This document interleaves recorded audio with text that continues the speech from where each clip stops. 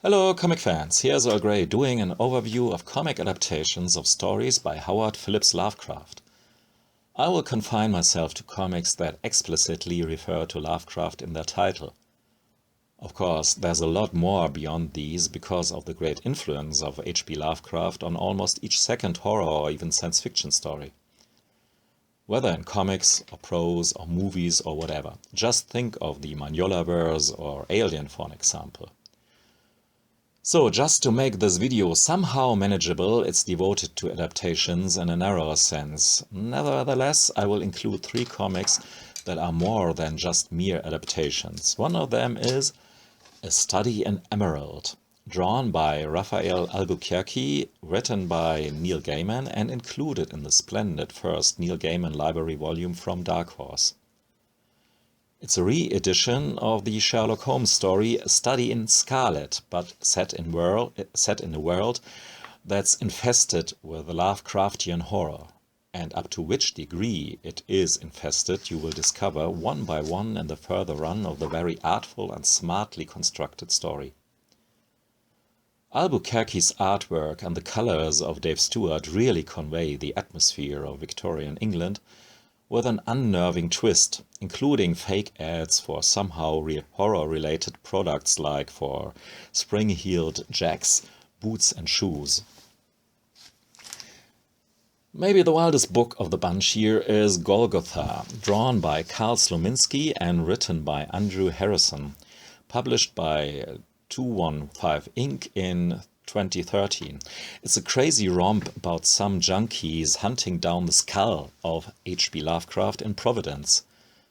This book is pure fun. The drawings are pretty loose, sometimes a bit amateurish in the best sense, full of energy, heart and ideas. As to Providence, I did own the first trade of Alan Moore's comic from Avatar once, but because it rubbed me the wrong way on many levels, I sold it for a pretty good penny. At least I wanted to mention it here nevertheless, even though it's, in my opinion, Moore's by far least successful attempt in comics. But yeah, just my opinion.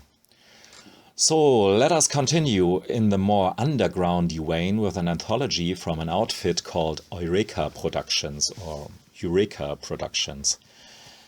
Graphic Classics H.p. Lovecraft is part of a series of anthologies, each of them containing adaptations of one classic author, like Edgar Allan Poe, Arthur Conan Doyle, H.G. Wells and others.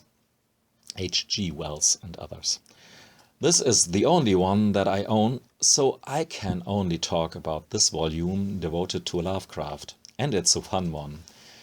Different takes on better and lesser known stories in different styles. Just a nice package. But maybe only something for the hardcore Lovecraft fan or one who is really into rough underground art. If you prefer more classic comic art, you can pick up Lovecraft, The Myth of Cthulhu from IDW.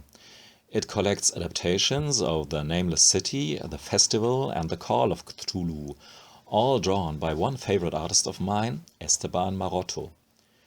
So no surprise and no question that these pages are some of the most beautifully drawn pages of Lovecraftian horror you can find. Unfortunately, the stories are told almost exclusively through the caption boxes. The pictures are sometimes very disjointed, and so it's often very difficult to get a feeling for the place and series of events. For the most part, it's basically rather a profusely illustrated text than a comic. Same critic can be applied to Alberto Breccia's adaptations, but he avoids a trap many other artists have fallen into, including Esteban Maroto, because Lovecraft's texts can mislead a creator into depicting the Lovecraftian lore in meticulous details. Despite Lovecraft's work is eventually all about the unimaginable, the inconceivable. Anyhow, Breccia's approach is all about circumventing this problem by making very heavy use of his signature imprints and structures. Even for Alberto Breccia standards, these comics are highly experimental.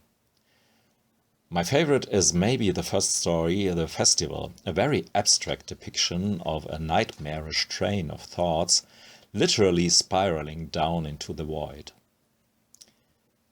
Esteban Maroto adapted the same story in a much more, in quotes, realistic fashion, with a lot of fantastic details depicting his very own impression that Lovecraft seeded in his brain.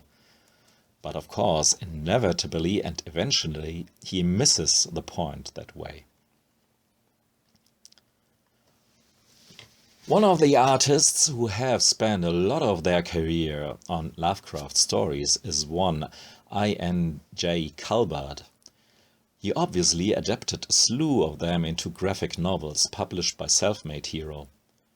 The only book I own is At the Mountains of Madness, a surprisingly cartoony take on one of Lovecraft's most famous, longer stories. And surprisingly colorful, especially if you consider the setting of the story, which is a scientific expedition into the Antarctic region. And it's surprisingly successful in giving you a chilling story that's told through pictures and speech bubbles. While it's clearly not the most remarkable comic ever, it reads very easily and it can be recommended for those of you who want to get the gist of Lovecraft's story without having to read the whole prose novel. The Dutch comic creator Erik Kriek took much more liberties in twisting and whittling the stories into true comic tales.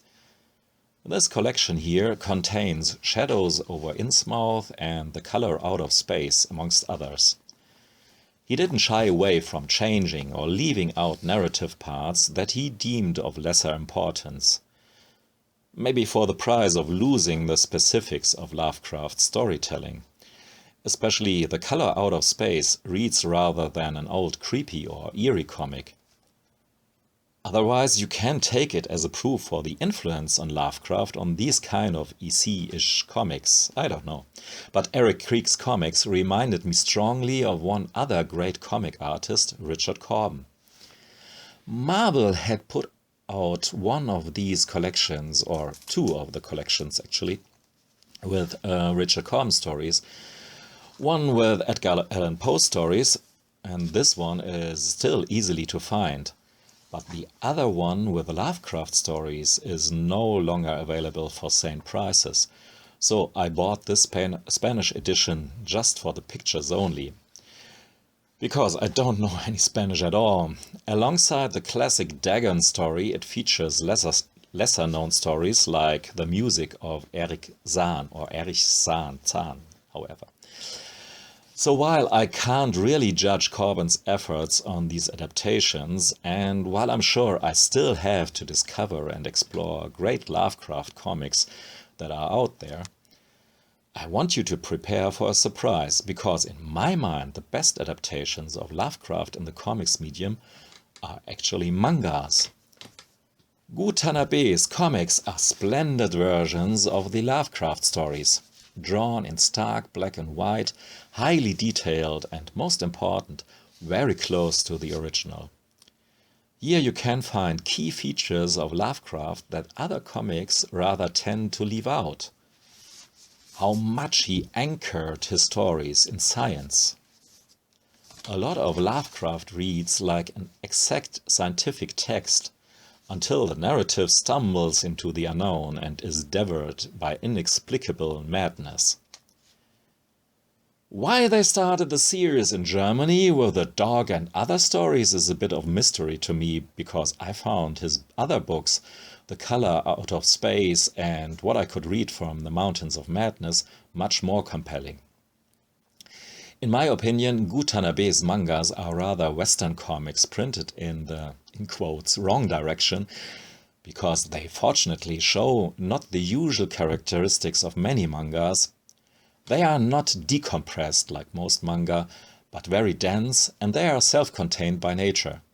And most important, he doesn't overuse emotional face expressions all the time, but has found a much more fitting and realistic kind of neutral way. Yeah, me and manga, it's still a difficult relationship. Anyhow, these are really fantastic, and They have to be panellogized more thoroughly in the future. So, last but not least, I have a European comic for you, 1 Year Without Cthulhu, by Alexandre Cléris and Thierry Smolderen. This is my German copy from Carlsen, but it seems to be available in French and Italian as well. I'm not so sure about an English version, but their previous graphic novel Diabolical Summer is highly recommended as well and available as an hardcover from IDW.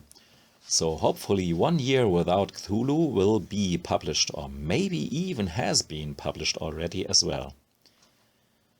As you can see, Alexandre Cléris has developed a retro-looking yet very unique art style.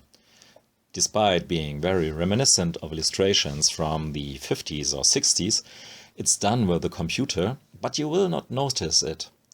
Beautiful colors throughout and a very complex story, a mystery around a serial killing, involving some students who engage in role-playing, thus evoking Lovecraftian horrors into the real world.